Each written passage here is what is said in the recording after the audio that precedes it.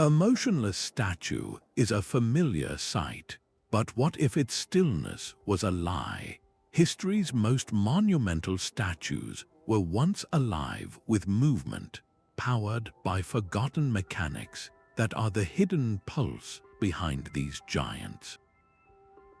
Why would ancient civilizations pour immense resources into making stone and metal turn, lift, or even speak?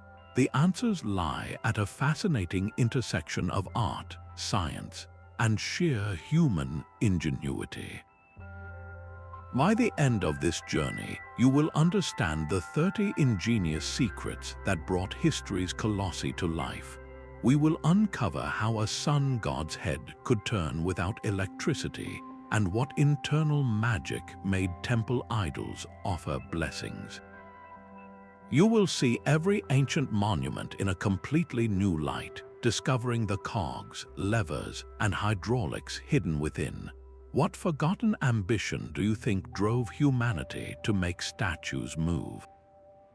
The ambition behind the Colossus of Rhodes was not simply to build a giant, but to give it a pulse. Standing over 100 feet tall at the harbor entrance, this bronze depiction of the sun god Helios was more than a silent sentinel. Its hollow interior was a masterpiece of mechanical space, a labyrinth of channels and chambers designed to capture and command the power of water. Imagine the collected rainwater from its own vast surface, or perhaps a diverted stream channeled through internal pipes. This was not mere drainage, it was the statue's lifeblood.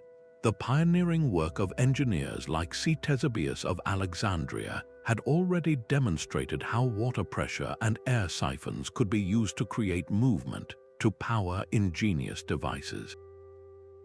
Applying these principles on such a monumental scale was the true wonder. A complex network of bronze pipes and carefully balanced counterweights would have transformed the steady flow of water into controlled, deliberate motion. The gentle tilt of the god's head, the slow lift of an arm holding a torch, these gestures would have been powered by the silent, relentless force of hydraulics. To move even a single bronze finger of such a massive figure required an immense and precisely calculated application of power. How could they generate such force without any electric pumps? The answer lies in brilliant, gravity-fed design. Elevated reservoirs within the statue's structure would create tremendous pressure, their water released through cleverly engineered conduits to activate pistons or turn water wheels connected to ropes and pulleys. This was hydrodynamics mastered centuries before its time, a testament to the audacious engineering of the Hellenistic period. The Colossus was not just a symbol of a city's resilience, it was a functioning machine, its bronze skin hiding a hydraulic heart that beat with the rhythm of falling water. That bronze heart in the Colossus was a marvel of raw power, but for a different kind of divine experience, we must step inside the quiet gloom of a temple. Here, the goal was not spectacle but profound, personal awe. A visitor approaches the cult statue, perhaps leaving an offering when something impossible happens. The stone or wooden deity, seemingly solid and inert, slowly and silently extends its arm, offering a blessing or a libation bowl. The mechanism behind this miracle was one of elegant simplicity, a hidden counterweight system. Deep within the statue's base or torso, a heavy weight of lead or stone was suspended, connected by a rope or chain that ran over a series of well-greased bronze pulleys to the statue's movable limb. The entire system was a masterclass in balanced tension. A priest, hidden from view, or perhaps a timed mechanism, would release a locking pin. The concealed weight would then descend, its fall controlled and steady, and through the system of ropes, it would pull the god's arm upward in a smooth, deliberate arc. The engineering challenge was immense, not in complexity, but in precision. The mass of the counterweight had to be calculated to the exact ounce to counterbalance the limb's own weight. ensuring a graceful, supernatural motion rather than a sudden, jerky lift. This was physics in service of faith, designed to make the divine feel tangibly present. Writers like Hero of Alexandria documented these temple automatons, describing how their seemingly effortless movement could stir the soul of any observer. The materials were chosen for longevity: smooth bronze axles and heavy, stable weights, all working with minimal friction to create a reliable wonder. This fundamental principle of counterbalancing, perfected in these sacred spaces, would become the mechanical backbone for far larger ambitions, leading directly to the levers that would one day move entire mountains of stone. The same principle of counterbalancing a god's arm was a wonder of precision, but to move a true giant, you first need a system of raw, relentless traction. That challenge was faced by the ancient Egyptians, tasked with transporting multi-ton statues and obelisks across vast, unforgiving deserts. Their solution was not magic, but a brilliant application of the inclined plane and a continuously recycled path of wooden rollers. They would first construct a massive wooden sledge and carefully lever their stone colossus on top. Then they prepared the path, turning the very ground into a low-friction highway. They poured water onto the sand or spread a layer of animal fat, creating a slick surface that dramatically reduced the dragging force needed. But the true innovation lay underneath the sledge itself. Teams of workers placed large, sturdy logs as rollers perpendicular to the direction of travel. As hundreds of laborers pulled on enormous ropes, the sledge would inch forward, riding on these rotating cylinders. The most difficult part was the constant, synchronized labor required to keep the system moving. As a roller emerged from the back of the sledge, workers had to quickly carry it to the front and place it back under the advancing edge. This created a perpetual conveyor belt of wood, a cycle of motion that converted the immense, grinding force of sliding friction into the far more manageable resistance of rolling friction. How did they keep these wooden logs from simply splintering under the weight of a stone giant? They selected only the hardest local woods like acacia and tamarisk, and had a constant rotation of spare logs, replacing any that showed signs of stress or cracking before they could fail catastrophically. This entire operation was a breathtaking feat of pre-industrial logistics, a symphony of coordinated human effort. It demonstrates that before a statue could ever be designed to move on its own, the first, and perhaps most difficult, step was simply getting it to its final home, a challenge that required its own forgotten science of motion. Those wooden rollers carried statues across deserts, but inside the soaring stone of a medieval cathedral, another kind of movement was born, one governed by the precise tick of time. High on a wall, an enormous astronomical clock comes to life as the bell tolls the hour. In the dim, candlelit vastness, a small door swings open and a procession of carved apostles begins its solemn parade, each figure gliding past in silent devotion. The power for this mechanical miracle came not from water but from gravity itself. A massive weight, often a stone or lead block, was suspended deep within the tower's structure. As it descended inch by inch over hours, it turned a great drum, and this slow, relentless fall was the engine of the entire display. That raw energy was then tamed and translated by a labyrinth of interlocking iron gears, each one hand forged by a master clockmaker to exacting tolerances. The true genius, however, lay in a component called the verge escapement. This clever device, a rocking anchor with two pallets, engaged the teeth of a spinning crown wheel. With each swing, it allowed the gear train to advance only one tooth at a time, converting the weight's constant pull into a series of tiny, regulated clicks. This was the clock's heartbeat, ensuring the apostles moved at a dignified, ceremonial pace rather than spinning in a frantic blur. Each saintly figure was connected to the gear train by a cam or a lever arm, a piece of metal shaped to guide the statue through its specific path. As the gears turned, the cam would push against a follower, pivoting an arm or sliding a figure along a hidden track.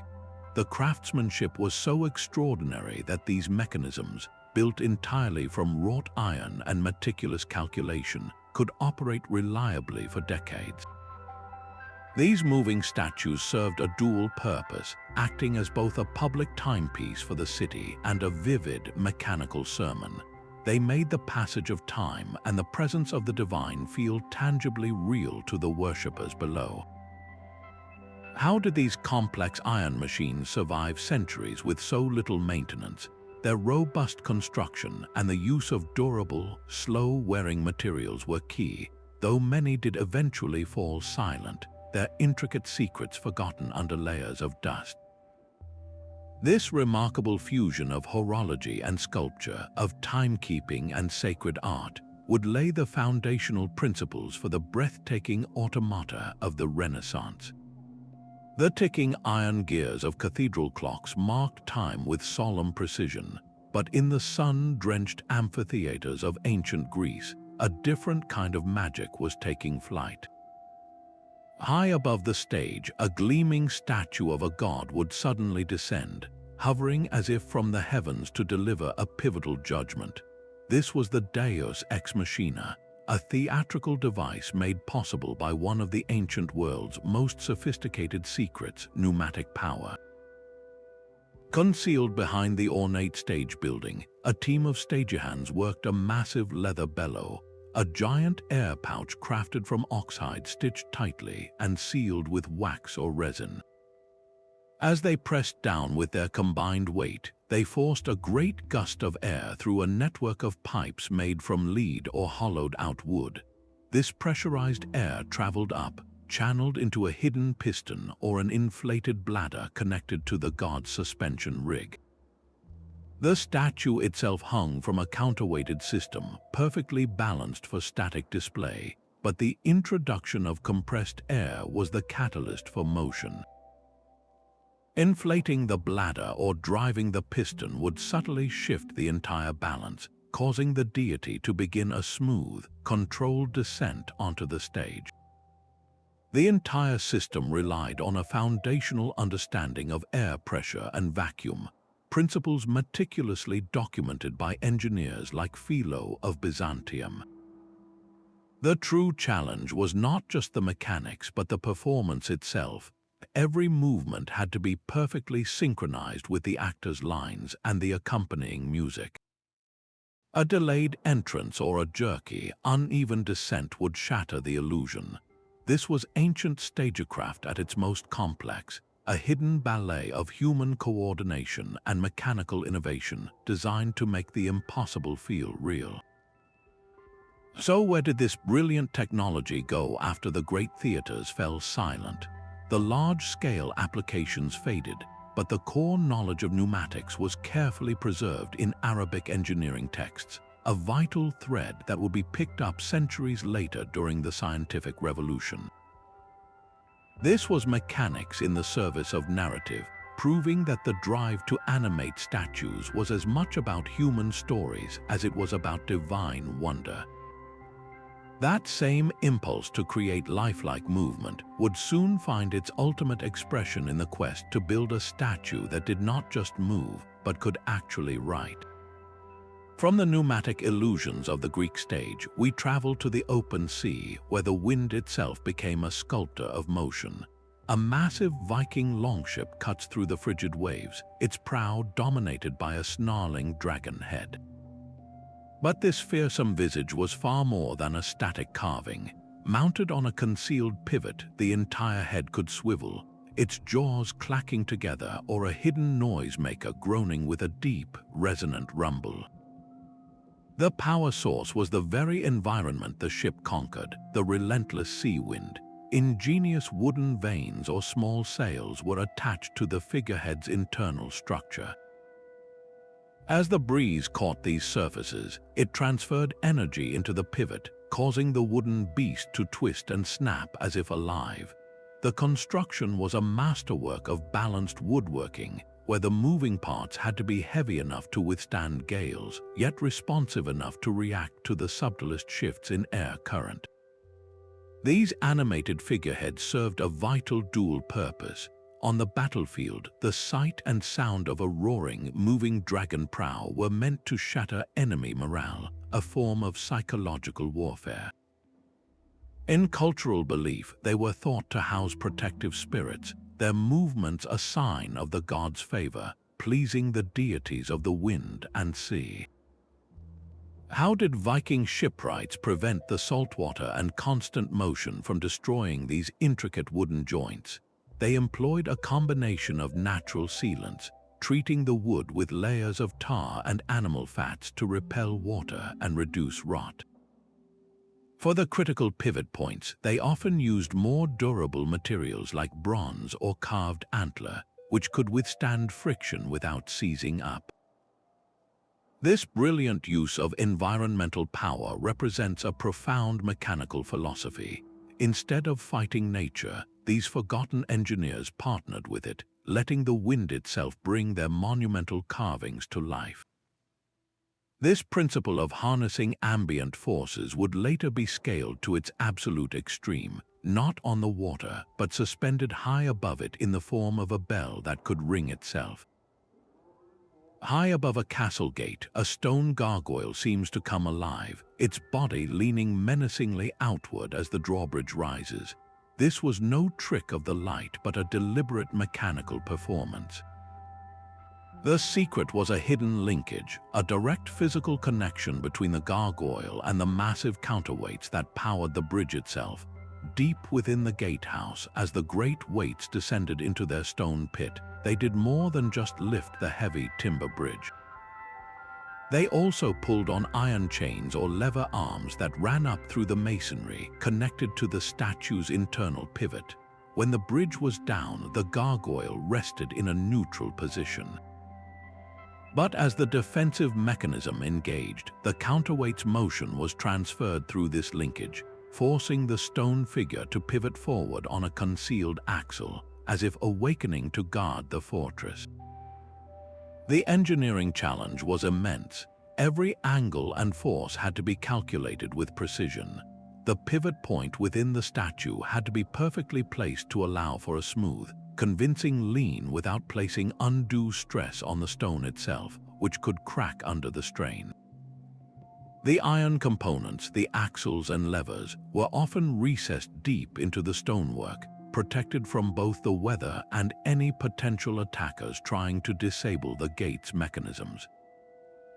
This was kinetic sculpture in the service of defense, a psychologically intimidating display meant to daunt any approaching army. The synchronized movement of architecture and art projected an image of a castle that was not just a stronghold, but a living, breathing entity. Why is this feature so rarely mentioned in historical accounts? Its purpose was likely as much about myth building and spectacle as pure mechanics. These were secrets meant to be seen and felt, not written down for common knowledge. As castles were abandoned or modernized, these delicate linkages were often the first elements to be removed or forgotten, their iron salvaged and their purpose lost. This hidden integration of motion into the very bones of a structure reveals a design philosophy where every element, even the decorative, could be made dynamic. The relentless sea holds a power far greater than any Viking wind. Imagine a coastal sentinel, a stone giant standing watch at a harbor's mouth, whose head turns with a slow, deliberate grace to track the sun's path across the sky. This guardian's motion would not come from any human hand, but from the ocean's own heartbeat, the tides. A hypothetical yet plausible mechanism for such a marvel would harness tidal force with elegant simplicity. Engineers could construct a contained basin near the statue, connected to the sea by a channel. As the tide rushed in, it would fill this reservoir, lifting a large, buoyant float. This rising float would be the first step in a chain of motion, connected to a system of gears and a crucial component called a ratchet. The ratchet would act like a mechanical catch, allowing the gears to turn in only one direction. So with each incremental lift of the float, the ratchet would click forward, turning the gears just a little, and this tiny motion would be transferred through a series of axles to slowly pivot the statue's head. When the tide receded, the float would sink back down, resetting the system for the next cycle. This entire concept is rooted in historical reality. The Romans and later medieval communities built tidal mills that used this very principle of filling and emptying basins to turn massive water wheels for grinding grain. The true engineering challenge for a statue would be translation. How do you convert the slow, crushing, bidirectional power of the ocean into a precise and meaningful gesture? The answer lies in gearing down the motion. A large gear moved by the tide could turn a much smaller gear connected to the statue's neck, meaning one full tidal cycle might result in just a few degrees of rotation, perfectly mimicking a day-long tracking of the sun. Durability was the system's genius. With no need for fuel or constant human attention, such a statue could operate for generations, a perpetual motion machine powered by the moon's gravitational pull. But the sea is not always gentle. How would engineers protect the delicate clockwork from a storm surge's violent power? They would incorporate clever safety features like overflow channels to divert excess water and storm gates that could be closed to isolate the mechanism during tempests. This vision of a tidal-powered Sentinel represents the absolute peak of working with environmental forces, creating public art that was literally in harmony with the planet. It pushes us to wonder what other ambient energies, from the heat of the sun to the pressure of the wind, could have been secretly channeled to bring stone and metal to life. The coiled spring was a revolution you could hold in your hand. Within the opulent courts of Renaissance princes, the age of weight-driven giants gave way to a new era of intricate personal marvels. Here, a life-sized mechanical knight, crafted from gilded brass and polished wood, could take a series of halting steps, turn its helmeted head, and raise a sword in salute.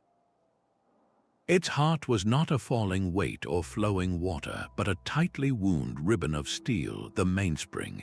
This was a portable power plant storing immense energy in a compact coil. The mainspring's greatest challenge was its own nature. As it unwound, its power output was strongest at first and then weakened. This inconsistent force would have made the knight's movements jerky and unpredictable. The brilliant solution was a cone-shaped pulley called the fusee. A delicate chain linked the spring barrel to this spiral-grooved cone. When the spring was fully wound and at its most powerful, the chain pulled from the fusee's narrow top, providing the least mechanical advantage. As the spring relaxed, the chain descended to the cone's wider base, effectively gaining more leverage and compensating for the drop in power. This ensured a smooth, steady release of energy. This regulated torque then flowed through a complex train of precisely cut brass gears. Each gear turned a series of cams, eccentrically shaped discs that acted as the automaton's mechanical brain. As a cam rotated, its unique profile would push against a follower, a small lever or rod. One cam might sequence the lifting of a leg, another the swing of an arm, all coordinated to create a lifelike sequence of motion. Leonardo da Vinci's own designs for a mechanical lion, capable of walking and presenting flowers, were built upon this very fusion of artistic vision and mechanical genius. Creating a reliable mainspring was a feat of metallurgy. The steel had to be carefully tempered, heated and cooled to a specific resilience, so it would not snap under constant tension or lose its springiness over time. Winding this powerful coil was a task of significant strength. often requiring a special key inserted into a square arbor, turning it dozens of times against growing resistance. These automata were more than toys. They were the ultimate symbols of status and technical mastery, often exchanged as diplomatic gifts between rival courts. The development of the spring-driven automaton marked a profound shift, moving the power for motion from the grand scale of cathedral towers and harbor colossi into a self-contained unit that could sit upon a nobleman's table. This new portability of power opened the door for an even more intimate and astonishing ambition, the dream of a statue that did not just move, but could create something beautiful all on its own. That same spring-driven knight was a marvel of self-contained motion, but for truly public spectacle, we must return to the streets.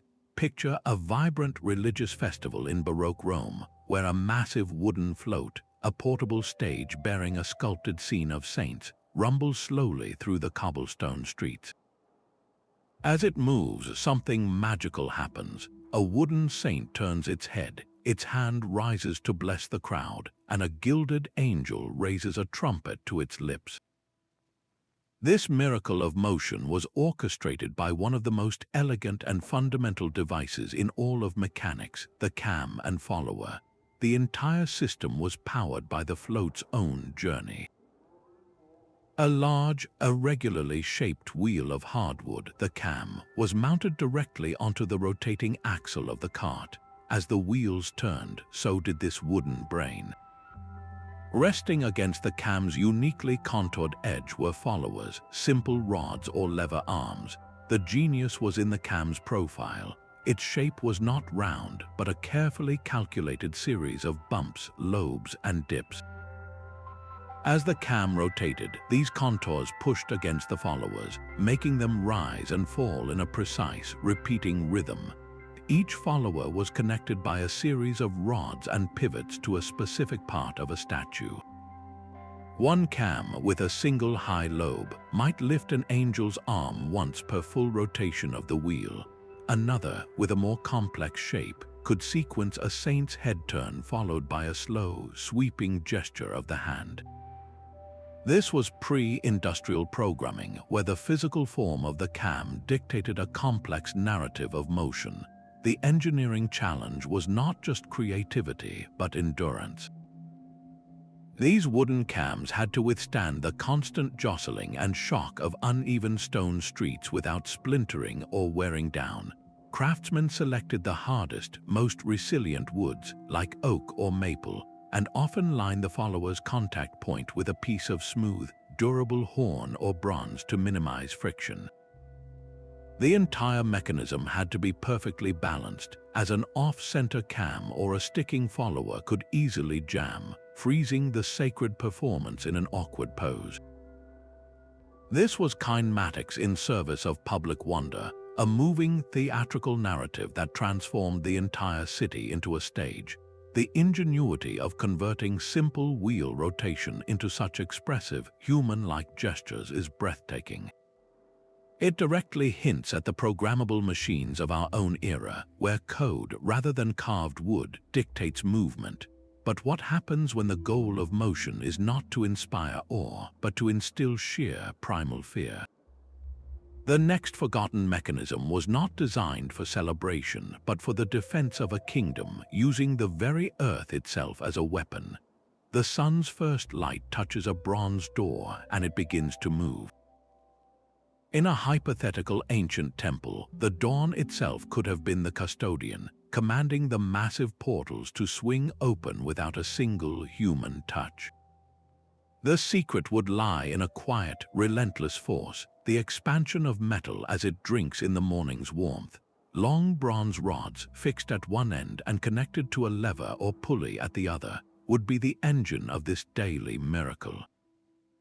As the sun rose, these metal bars would heat up, growing longer by a minuscule yet measurable amount. This tiny expansion is the key. In a system of perfect calibration, that incremental push could be amplified through a series of levers, transforming a fraction of an inch into a foot of movement, enough to disengage a stone latch or pull a cord that begins the door's slow, majestic pivot. The Greeks and Romans were deeply familiar with such thermal phenomena, as evidenced by the legendary doors of the Heraium at Olympia, which were said to have been permanently welded shut after a fire warped their metal fittings. The engineering challenge here is one of precision and amplification. How do you turn a whisper of motion into a meaningful action? One elegant solution could be a bimetallic strip, two different metals fused together that bend predictably when heated, providing a more direct and forceful push to initiate the mechanism. The poetry of such a system is profound, aligning the rhythm of worship with the celestial cycle, making the temple itself feel like a living, breathing entity attuned to the cosmos. But what of a cloudy morning when the sun remains hidden? For reliability, a simple manual override would be essential, a rope or lever accessible to the priests to perform the ritual opening themselves, ensuring the sacred space was never closed to the faithful due to a passing cloud.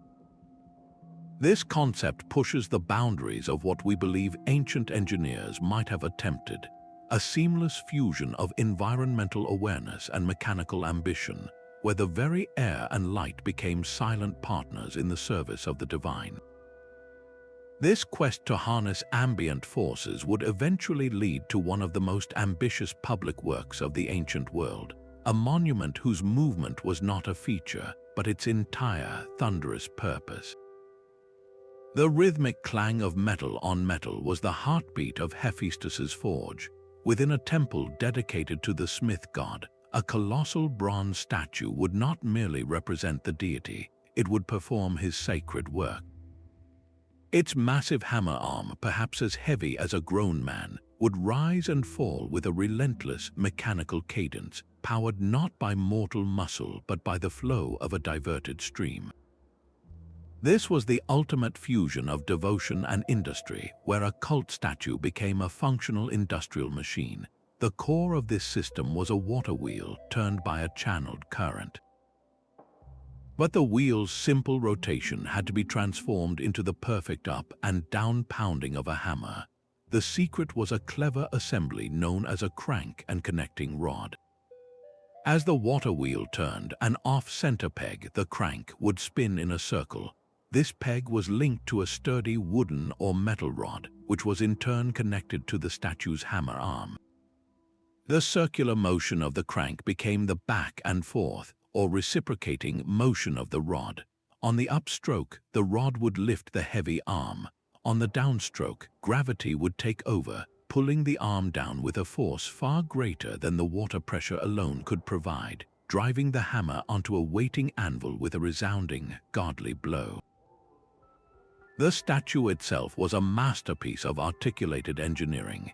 Its shoulder and elbow joints would have been reinforced with bronze pins and sleeves, designed to withstand thousands of repetitive impacts without shaking apart. The sound alone would have been awe-inspiring, a deep, resonant gong that vibrated through the stone floor of the temple, a constant auditory reminder that the god of the forge was present and actively working. This was not just a symbol, it was a tool. The temple workshop could use this divine automaton to shape metal for ritual objects or even weapons, blurring the line between worship and practical craft. The integration of water power directly into a ritual space marks a profound moment in history, the industrialization of sacred art. It reveals a society that saw no contradiction between reverence for the gods and the relentless application of human ingenuity, a place where a river's current could give a metal god his mighty strength. A ship carrying a stone giant is a precarious balance of forces. The Roman engineers who transported the Vatican obelisk across the Mediterranean faced a problem of physics, not just brute strength. Their vessel was not merely a transport but a carefully engineered stabilizer, a floating counterweight designed to tame the inertia of a top-heavy monolith. The obelisk itself was secured to a massive timber cradle on the deck, a rigid exoskeleton to hold it firm. Yet the true genius lay hidden deep in the ship's belly, in the form of tons of carefully placed ballast. This was not random rubble.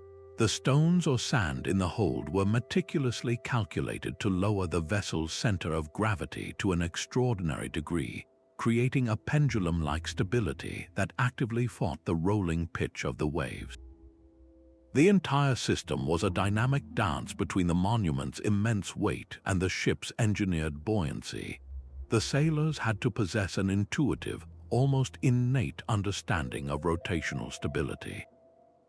Shifting the heavy cargo even a few inches during the voyage could have catastrophic consequences, creating a lever arm powerful enough to overcome the ballast and roll the entire ship onto its side. This was inertial navigation in its most literal form, where the primary movement was the constant, successful prevention of catastrophic movement. Getting such a colossus on and off the ship was a monumental feat in itself, requiring an orchestra of ramps, cranes, and synchronized human power. How did they dare to navigate the stormy Mediterranean with such a precarious load? Surviving records suggest they relied on careful timing, sailing only during the most predictable weather windows of the year. They likely also used multiple tow ships, not just for pulling power, but to create a wider, more stable formation that could dampen the sea's motion. This translocation of a monument across a volatile environment stands as one of history's greatest and most forgotten mechanical challenges, a testament to the courage of sailors who turned their ships into living, breathing components of a monumental machine. A miniature cosmos of spinning gods and wandering stars rested upon a nobleman's table. These were the armillary spheres and orreries of the Renaissance, monumental clockwork models where the planets themselves were tiny, moving statues set into a precise mechanical dance. At the heart of this brass and silver universe was a central gear, a sun wheel driven by a weight or a coiled spring. This single, steady pulse powered everything. From it extended a train of smaller gears, each with a specific, calculated ratio of teeth. A gear for Mercury would spin at a frantic pace, completing many turns for every single rotation of the central sun. A gear for distant, sluggish Saturn would turn with an agonizing slowness, perfectly mirroring its decades-long journey across the sky. The entire device was a symphony of mathematical precision, where the turning of a handle translated into an accurate model of celestial mechanics. The true challenge for the craftsmen was replicating the planet's strange, occasional backtracking, their retrograde motion. The most advanced orreries solved this with a brilliant piece of mechanical poetry, the epicyclic gear train. This was a gear within a gear, a small planetary gear mounted on a larger one. As both turned at their different rates, the path of the planet statue would trace a delicate, looping curve against the backdrop of fixed stars, perfectly mimicking the apparent reversal observed by astronomers. These were not mere toys. They were philosophical statements carved in brass, commissioned by wealthy patrons and universities to demonstrate a universe governed by predictable, mechanical laws. This was a core idea of the scientific revolution made tangible. The same artisans who built the great cathedral clocks applied their skills to these cosmic models, cutting each gear by hand to tolerances finer than a human hair. The entire apparatus was often encased in a sculpted celestial globe or supported by figures of mythical titans, making it a breathtaking fusion of science, mechanics, and art. It was the ultimate expression of using moving statues not for worship or warfare, but to comprehend humanity's place in a vast clockwork heaven. A hidden force of nature could have made a stone horse seem to defy gravity. Deep within the pedestal of a mythical beast, ancient engineers might have embedded lodestones, those naturally magnetic rocks that fascinated early philosophers. The statue itself would contain a corresponding lodestone, carefully oriented so that its magnetic pole repelled the one below. This silent, pushing force would not be strong enough for true flight, but it could achieve something almost as wondrous. By partially cancelling a portion of the statue's immense weight, the magnetic repulsion would make the entire figure startlingly light on its pivots. A gentle push from a concealed mechanism, perhaps a simple crank turned by a priest, could then set the massive creature swaying or turning with an ethereal, effortless grace that defied all expectation. The legendary floating statue of Serapis in Alexandria is often cited as a potential example of this very principle in practice. Historical accounts describe a colossal cult figure that appeared to hover in midair, a miracle that could be explained by a clever arrangement of powerful magnets. The primary obstacle was sourcing the stones themselves. Finding lodestones large and potent enough to affect a monument would have been a quest of royal proportions, a treasure hunt for a natural wonder. Then came the even greater challenge of understanding their invisible fields. How did they map the poles and align them with such precision without modern tools? Trial and error, patient observation, and a deep, intuitive grasp of natural philosophy would have been their only guides.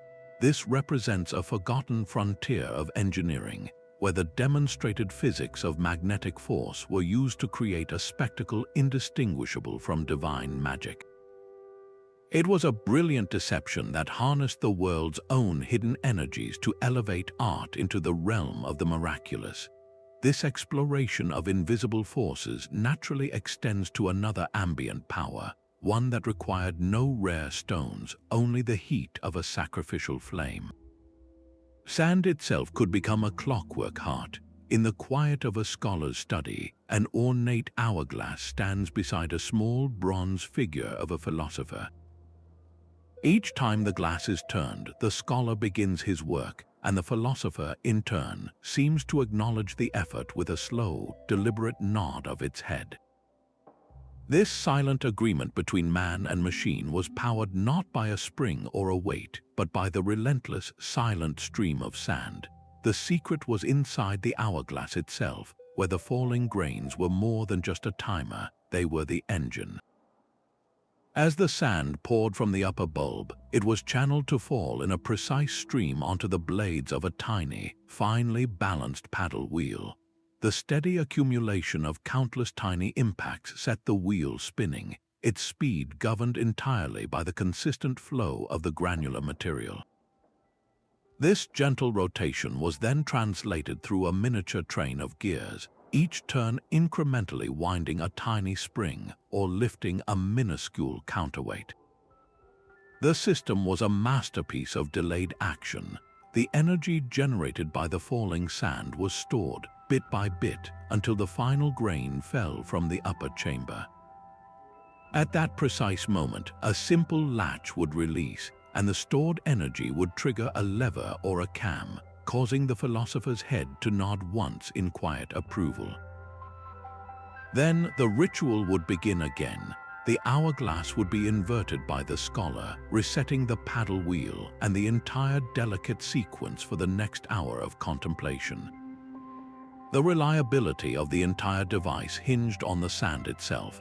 It had to be meticulously prepared, sieved to a perfectly uniform grain size to ensure a consistent flow rate, and then baked completely dry to prevent any clumping from ambient humidity.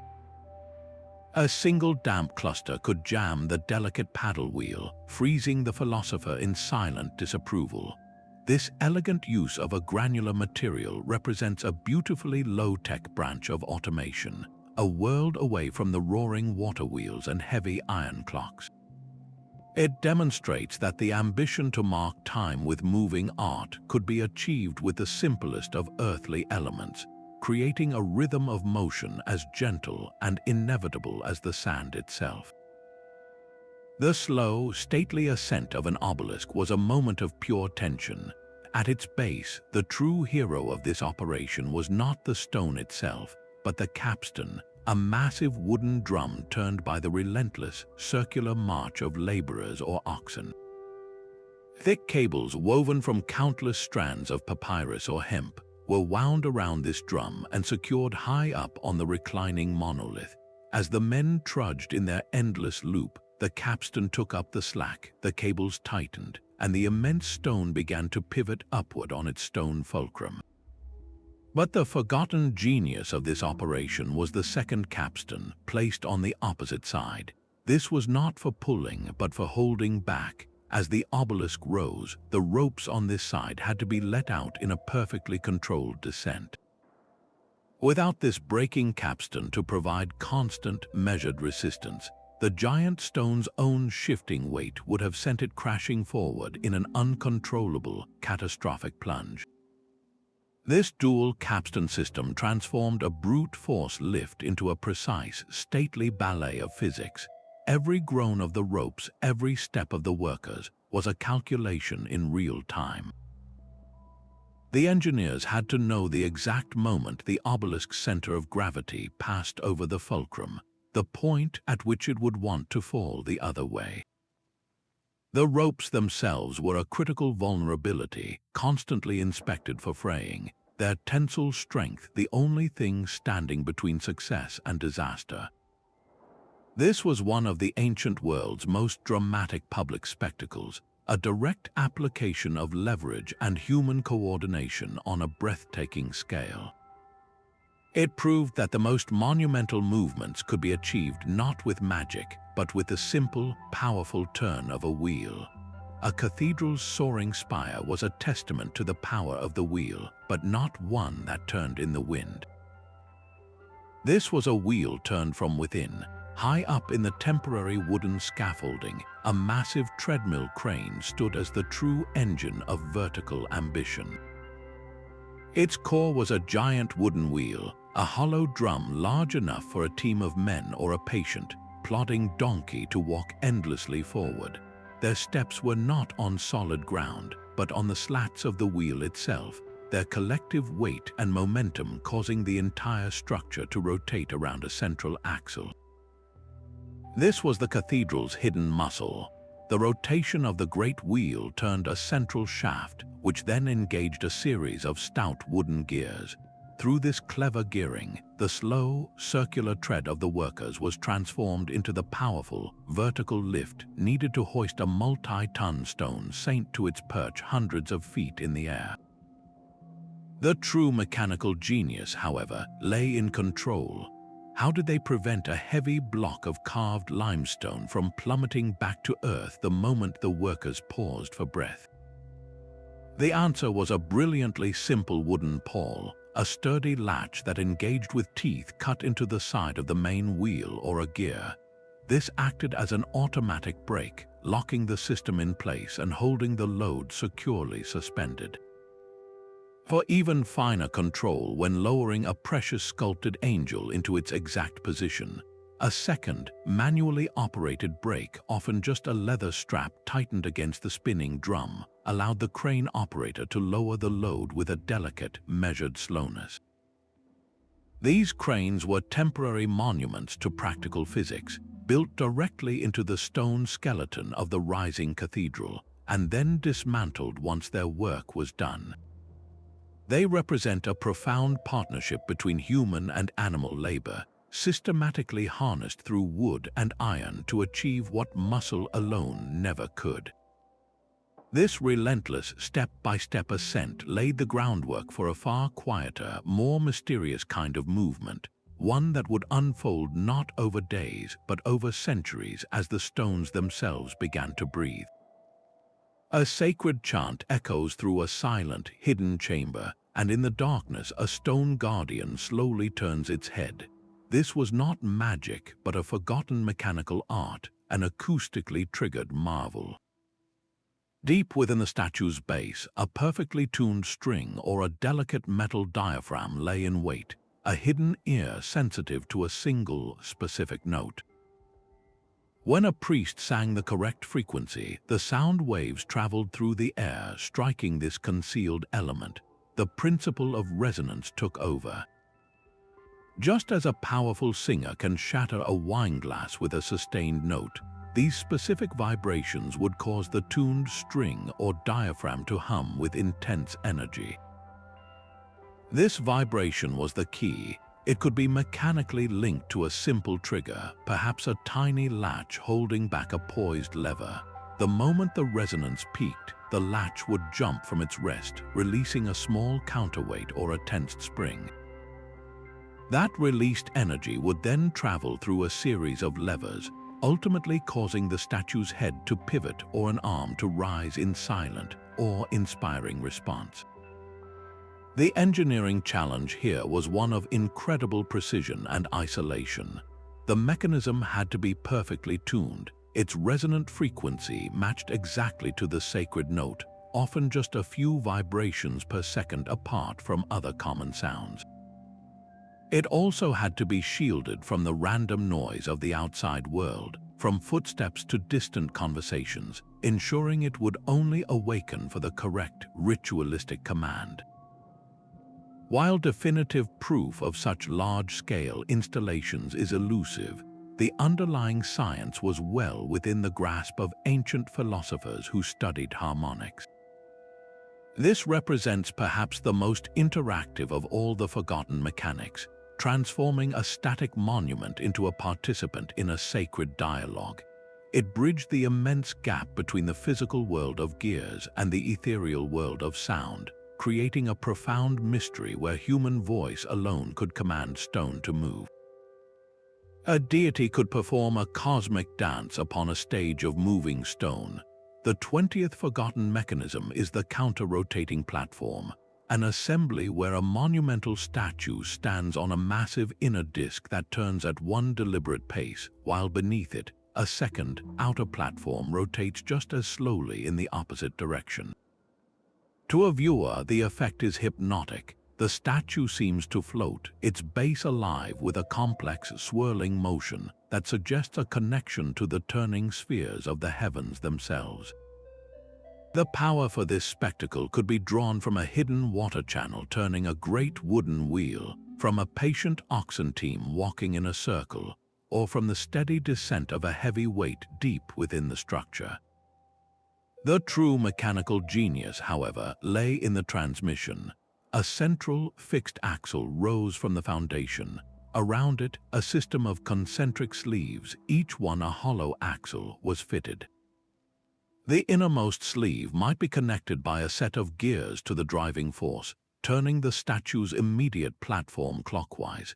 The next sleeve out, interacting with a different gear train, would be driven to turn the outer ring counterclockwise. This was a physical poem written in interlocking brass and iron, a gearbox for the gods. The immense challenge was friction.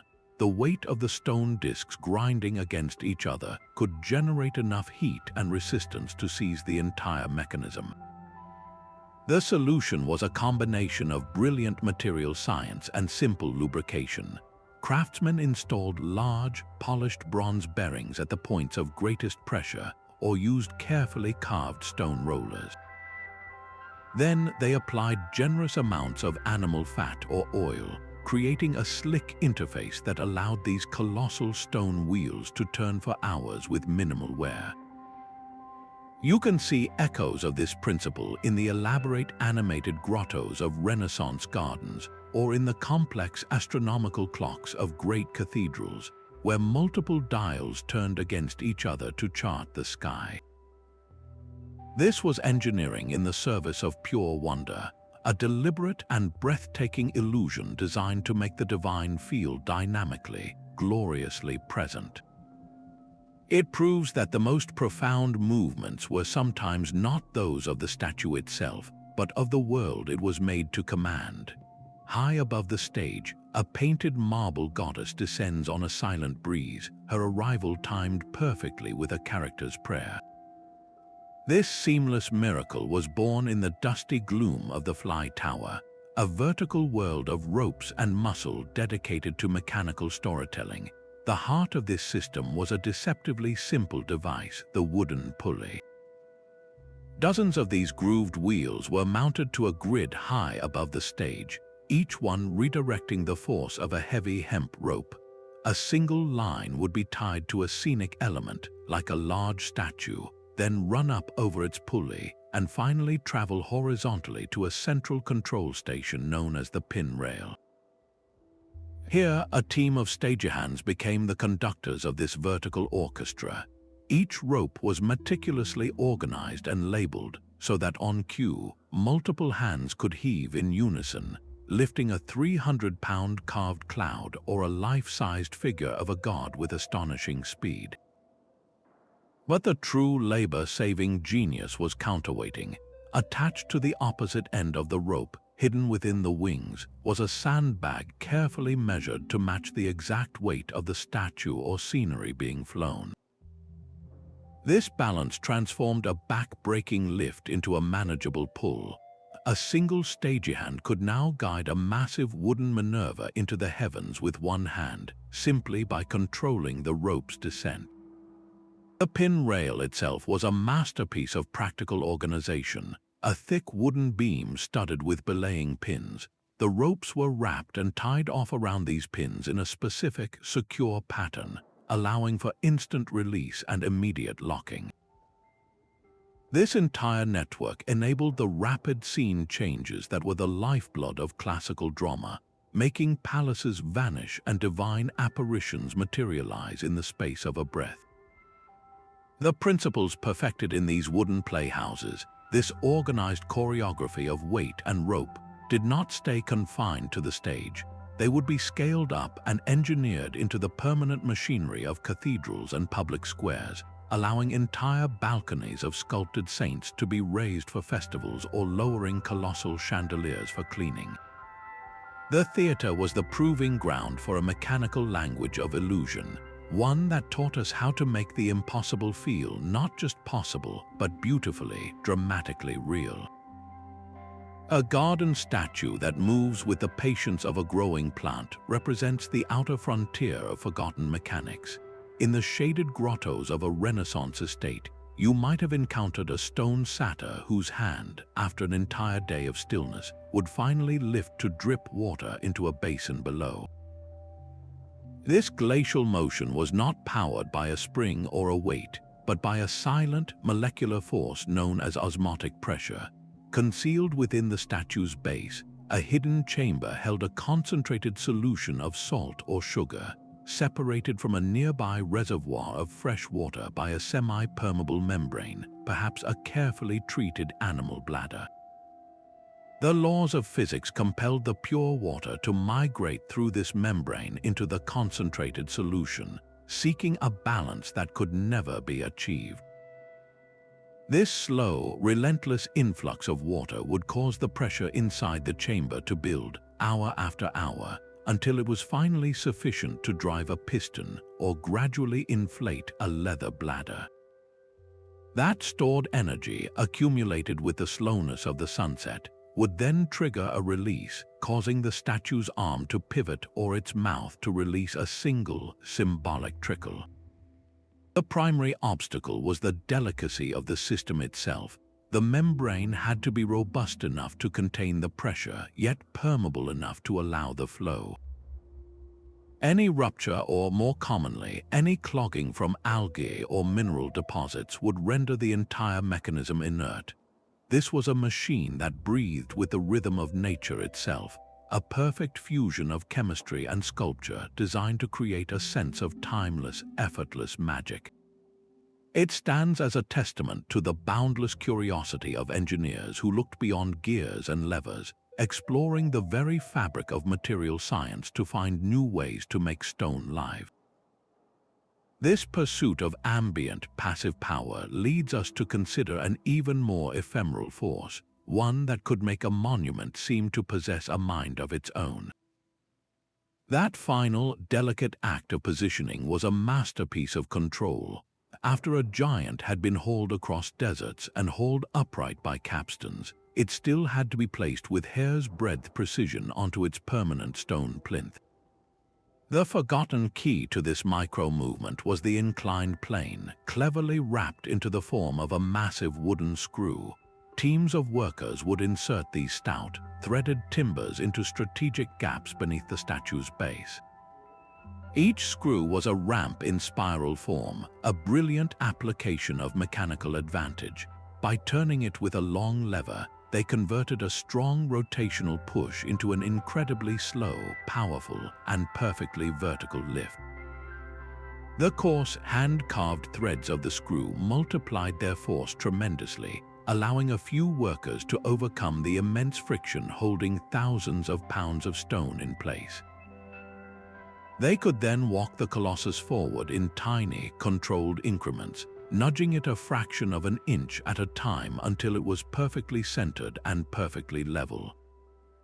This method provided a finesse that brute force levering simply could not offer, preventing cracked corners or a misaligned stance that would haunt the monument for its entire existence.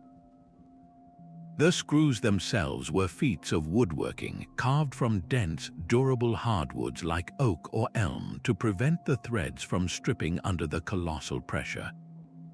They were often bound with iron bands at the points of greatest stress, a necessary reinforcement for a tool tasked with bearing the weight of history. This final, painstaking adjustment was as critical as any of the grander maneuvers, ensuring the statue stood true and stable for centuries to come.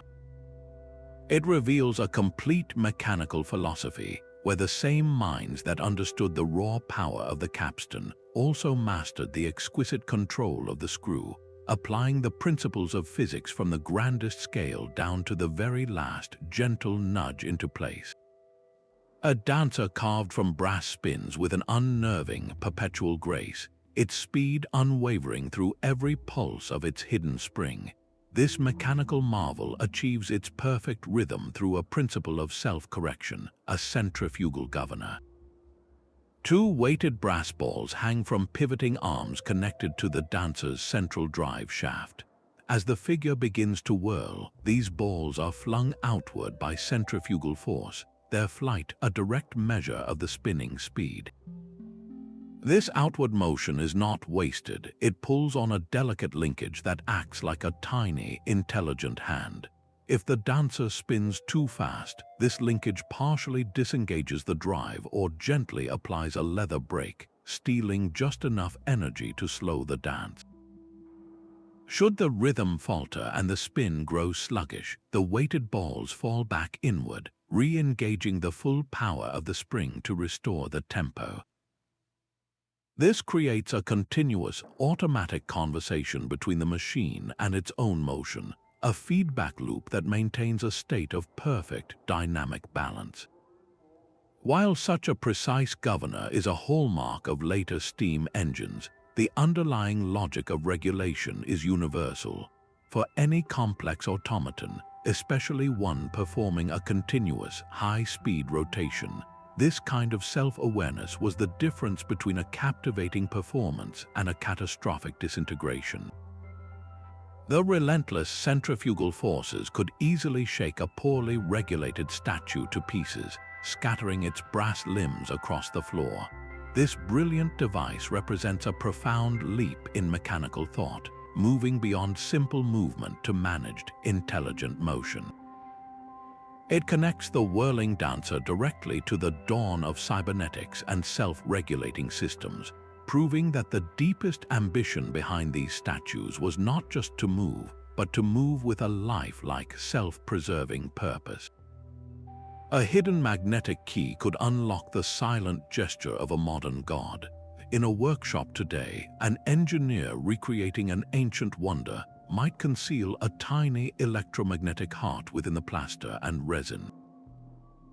The entire system is a simple, closed circuit powered by a small battery, its wires threading through the statue's hollow core to a compact motor or a solenoid, a type of electromagnetic piston.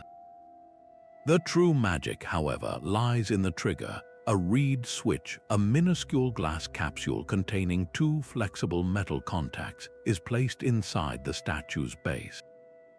This switch remains open, breaking the circuit and keeping the statue perfectly still.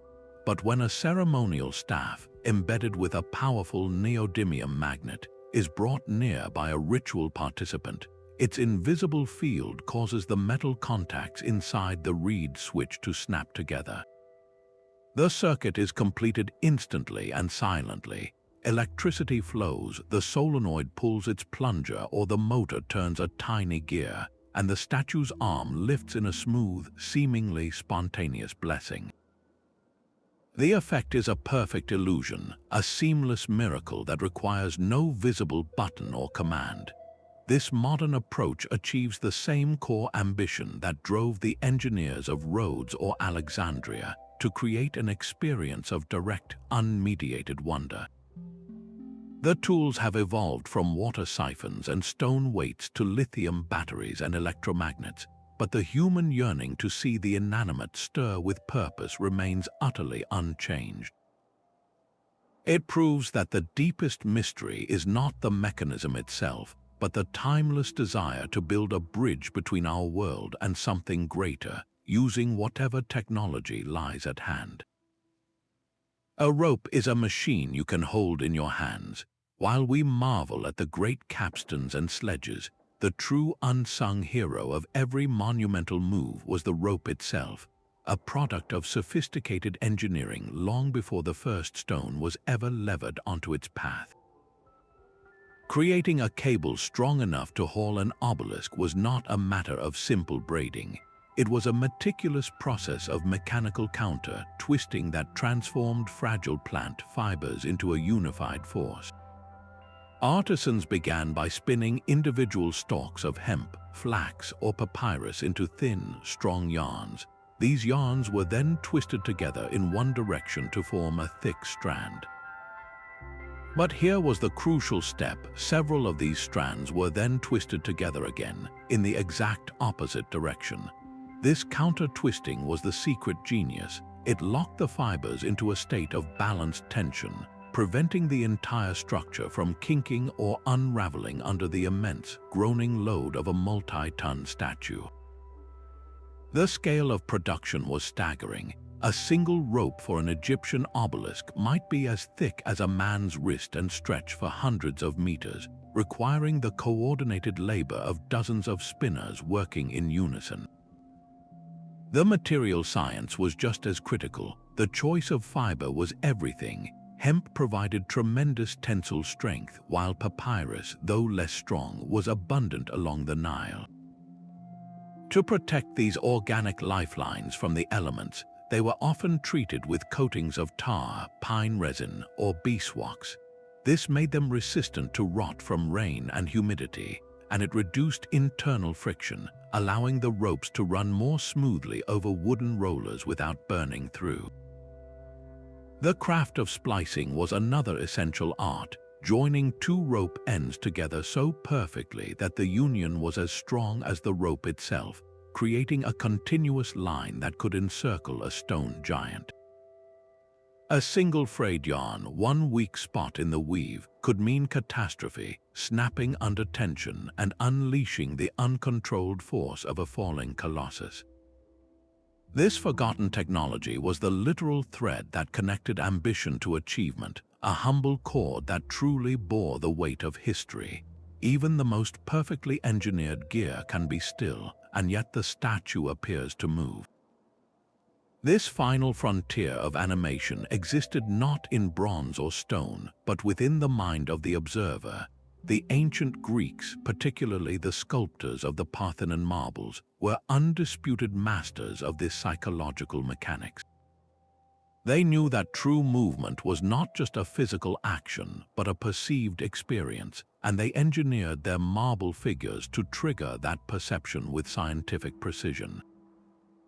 Look at a figure like a rearing horse, its marble skin seemingly rippling with muscle. The sculptor used what we call the wet drapery technique, carving the folds of a cloak or tunic so they clung to the body as if wind whipped or soaked with sweat. This did not just show clothing, it implied the force and motion of the body beneath, a body in the midst of strenuous action. The entire composition was built on a principle called contrapposto, a deliberate shift of weight. A figure stands with its weight on one straight leg, while the other is relaxed, causing the hips and shoulders to tilt in opposing directions. This S-curve posture is not a static pose. It is a frozen snapshot of a body transitioning from one step to the next, forever caught in a moment of balanced instability that the brain interprets as living motion. But the genius did not stop there. These sculptors were brilliant psychologists of vision. They understood that their work would be seen from below, from the steep angle of the temple steps. To correct for the foreshortening that would make a perfectly proportioned figure look distorted, they deliberately carved their statues with elongated torsos and deeper cuts in the drapery. When viewed from the intended vantage point, these intentional distortions resolved into a perfect, dynamic image. The brain, expecting to see a stiff, upright form, was instead presented with a figure that seemed to lean, twist, and breathe against its marble background. This was not magic, it was a calculated application of optical science. The forgotten mechanics here were the hardwired processes of human perception. The sculptors were, in effect, programming the viewer's own neural pathways to complete the action the stone had only just begun. Why would they go to such lengths for an illusion? Because the success of a monument, its power to inspire awe and devotion, hinged as much on this psychological impact as on its sheer physical grandeur. The quest to animate the inanimate was always a dual pursuit, waged with both the massive levers of engineering and the subtle, masterful tools of artistic deception. This exploration of perceived motion reveals that the most enduring movement of all might be the one that happens not in the statue, but in us. A statue's ability to move began not in the workshop, but in the foundry. The lost wax casting process, a method ancient and revered, was the foundational magic that allowed bronze limbs to bend. To create a hollow arm capable of pivoting, the artisans started with a core of fireproof clay, shaped precisely to the limb's internal dimensions.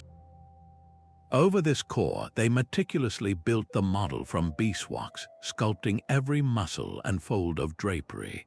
The true mechanical genius, however, was the inclusion of small wax rods placed exactly where the joint's axle needed to be. These temporary rods were the key to the future motion. The entire wax-sheathed core was then encased in a thick, heat-resistant clay mold, and the assembly was baked in a fiery pit. The wax melted and drained away through pre-cut channels, leaving behind a perfect, empty cavity between the hardened core and the fired mold, a negative space that held the ghost of the wax rods. Then came the transformative pour. Molten bronze, glowing like captured sunlight, was channeled into the void, filling every contour and reclaiming the space the wax had occupied. Once the metal cooled and solidified, the craftsman carefully broke away the outer clay mold and then, with even greater care, chipped out the inner clay core.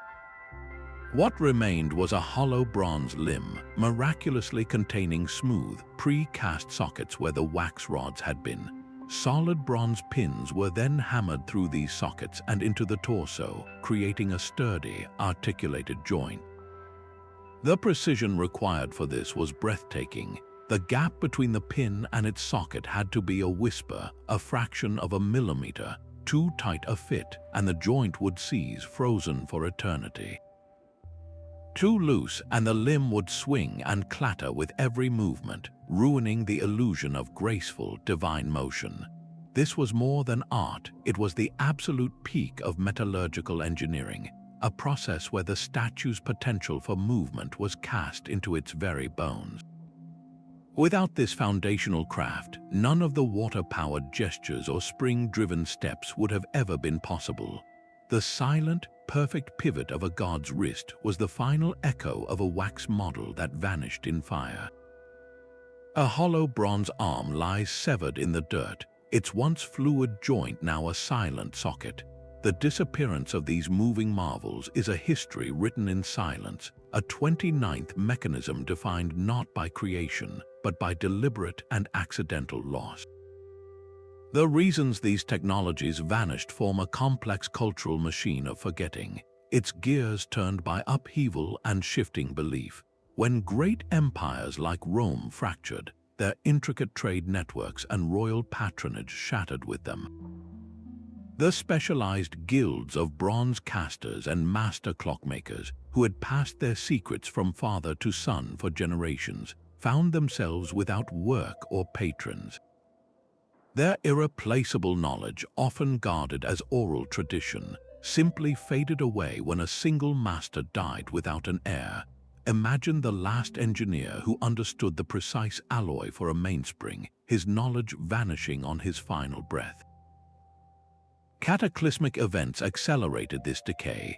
The Great Library of Alexandria was not the only repository to burn.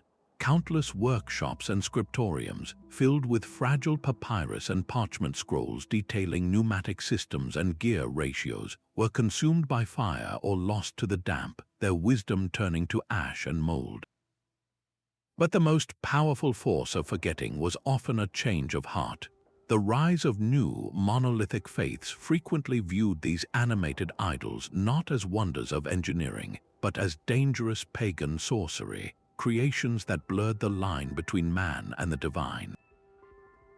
This led to systematic campaigns of destruction, where statues were toppled not just for their metal, but for their very animating principle. The raw materials themselves became a curse. In times of war or economic collapse, a towering bronze god represented a fortune in weaponry or coin. It was far more practical to melt down a complex automaton for 100 new swords than to preserve its silent, mysterious grace. Why maintain a hydraulic system for a turning head when the aqueducts that fed it have crumbled into ruin? The supporting infrastructure for these wonders collapsed long before the statues themselves did. This mechanism of forgetting serves as a profound cautionary tale. It reminds us that technological knowledge is not a permanent possession, but a fragile inheritance. It requires a stable, supportive culture to sustain it, a society that values the art, funds the science, and faithfully passes the torch. The silence that fell over these mechanical giants is a testament to how easily the light of ingenuity can be extinguished, leaving behind only the mystery of what once moved.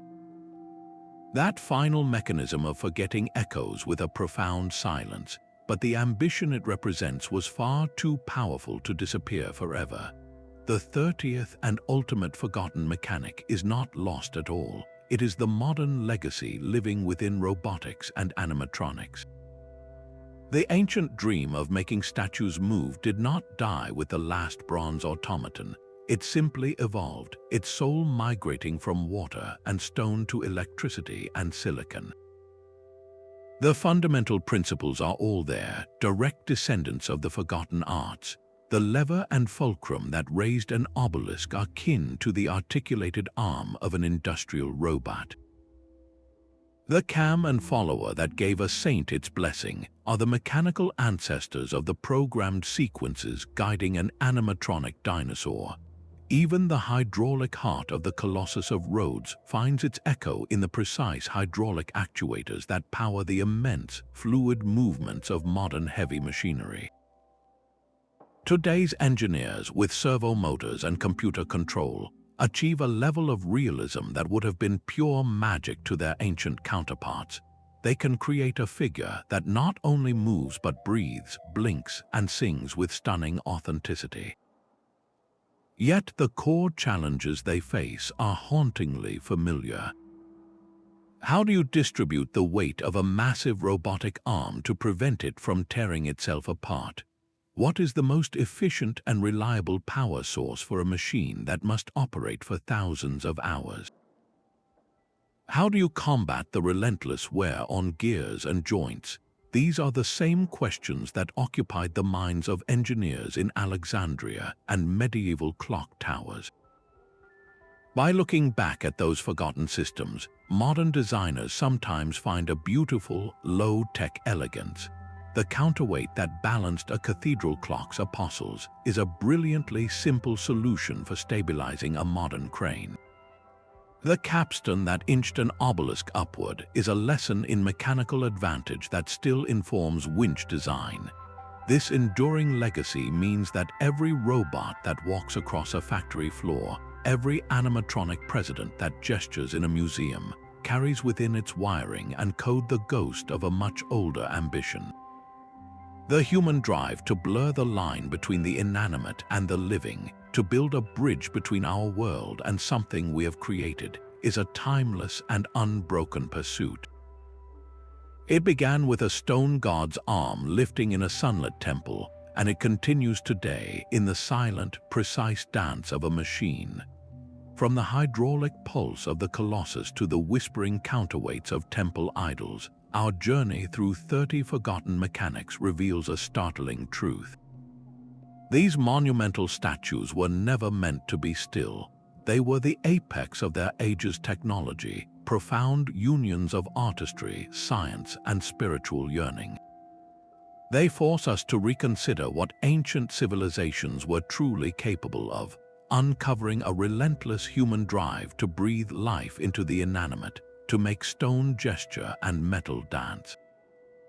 This thread of ingenuity, though sometimes severed by time, was never truly broken. Its legacy pulses through the servo motors of modern robotics and the programmed sequences of animatronics, a direct lineage connecting our oldest ambitions to our newest creations. So the next time you find yourself in the shadow of a great statue, look a little closer, consider the hollow spaces within its form, and remember the ghost of a mechanism that might still linger there, a secret history of motion silently waiting for its story to be told. Let this exploration stand as a testament to history's hidden depths, a world of forgotten genius just beneath the surface of the seemingly motionless past. If this voyage into the mechanics of wonder has captivated you, we would love to hear which forgotten technology amazed you the most. Share your thoughts in the comments below and subscribe for more deep dives into the hidden mysteries of our